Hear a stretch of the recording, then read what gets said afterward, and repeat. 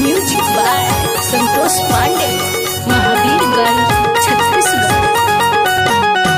वंदना धरती औरिया समान के, वंदना धरती औरिया समान के, कोटि कोटि ना मना, कोटि कोटि ना मना, कोटि कोटि ना मना, करिले भगवान के, कोटि कोटि ना मना, करिले भगवान के, कोटि कोटि ना मना, करिले भगवान के, कोटि कोटि ना मना, करिले भगवान के कोटि कोटि ना मना।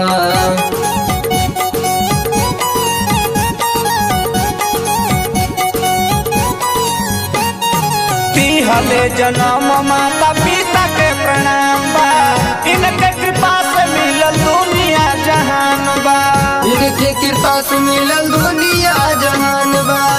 हले जन्म माता पिता के प्रणाम बा,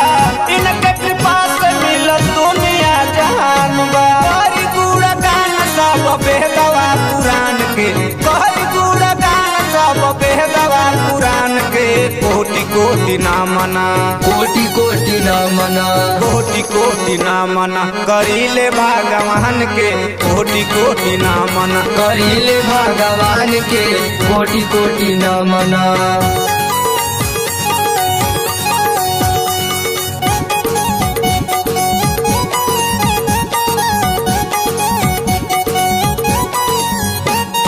गौरी गणेश संग शारदा भवानी के,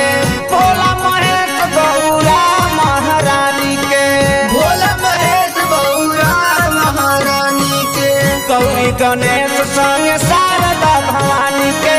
भोला महेश गौरा महारानी के, पहिला चरण सब दुनिया जहान के, पहिला चरण सब दुनिया जहान के, कोटि कोटि ना मना, कोटि कोटि ना मना, कोटि कोटि ना मना, प्रभु श्री राम के, कोटि कोटि ना मना, वीर हनुमान के कोटि कोटि ना मना।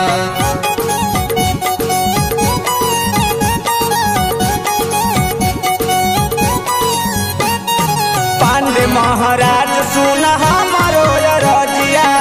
कब लगवई संगीत के बजरिया, पांडे महाराज सुन हमारो रजिया,